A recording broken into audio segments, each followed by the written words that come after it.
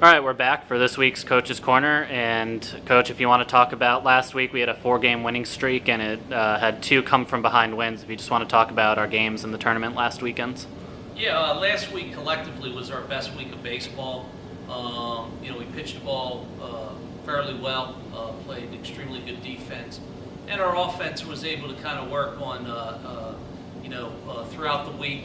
We did a really good job getting guys on base. We were able to create a lot of action with motion. We had some stolen bases. We did a nice job with the hit and run game. We continued to bunt the ball well. We were able to drive some runners in, especially on Sunday. 2 of the games we chased down runs. We trailed in the Friday game versus St. Pete's, and we were trailing Sunday versus Manhattan. So our bullpen did a really good job being able to keep the scores.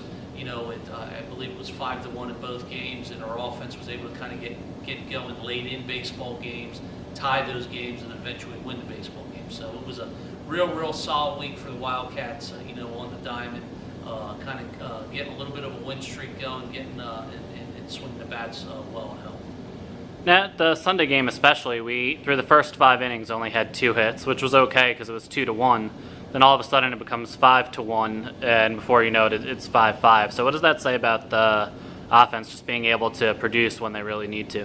Well, the Sunday game is what I told the team after the game. I just thought we played the game harder, and we played it harder longer than Manhattan. I thought we were just a little bit tougher team than Manhattan. I think that it was a low-scoring game. Manhattan had a lot of stuff going early in the first inning off of Almonte, and Rambo throws a guy out at the plate to get the third out of that inning. We get out of that inning only 2-0. Max kind of settled down. I think their starter was doing a good job early in that game, getting ahead with strikes. We made our adjustments at the plate, put some balls in play. I think Manhattan made 1 error, and we made them pay the price, big time with that. We had Steve Shrink come off the bench with 2 outs and the bases loaded, rattles the ball down in the corner to get us the lead. And then, our bullpen was very aggressive. We were able to get, Diaz had a real solid outing, and Francisco, just came in and blew Jaspers away in the 9th inning. So I was real pleased, all around with that game, the way it started, and just how our guys fought through 9 innings. And, they fought hard and got a win. We've had a couple of games recently, whether it was games we were ahead or games we were behind, where the bullpen has come in and completely shut down the other team. That has to be a good sign. That's a great sign. We were talking about that, 2 weeks ago when, on the spring break where we had some developmental areas where we're working with our bullpen, but that's really settled down. And, Francisco's had a number of saves over the last 2 weeks. Pat Young, Steve Osterpeck have been outstanding all year out of the bullpen. Diaz looks like he's got to his comfort level, and we've been able to, put a couple, Matt Longfield also has had some spots duty in that area, and Matt Lengel as well. So I think the bullpen is really shaped up to where it needs to be heading into conference, and it's given us a chance to allow our offense to play the game the way we want to play it for 9 innings, be able to, still run our offense and, score late and then shut the door on people. You mentioned Steve Schrenk coming off the bench and getting a big hit on Sunday, and it seems like he's done that a number of times in his 2 years here, getting big hits for us. How valuable has he been? It's very valuable. I mean, Steve's like a bullpen guy. I mean, it's like having a closer or a great setup guy. I mean, Steve handles that situation extremely well. I think that when I look at pinch hitters, I mean, I look at that as a position. Not everybody can do that. I mean, you can take a good hitter, give him a day off, and put him in a pinch hitting role, and he wouldn't have as much success as maybe as a guy like Steve Schrenk. I know the guys always joke around with him about Matt Stairs with the Phillies, but I think that's an art pinch hitting because you have to be mentally locked in. You got to be ready to hit from the first pitch on. If you get your pitch on the first pitch, you can't miss it. It's not a position you kind of hang around and wait.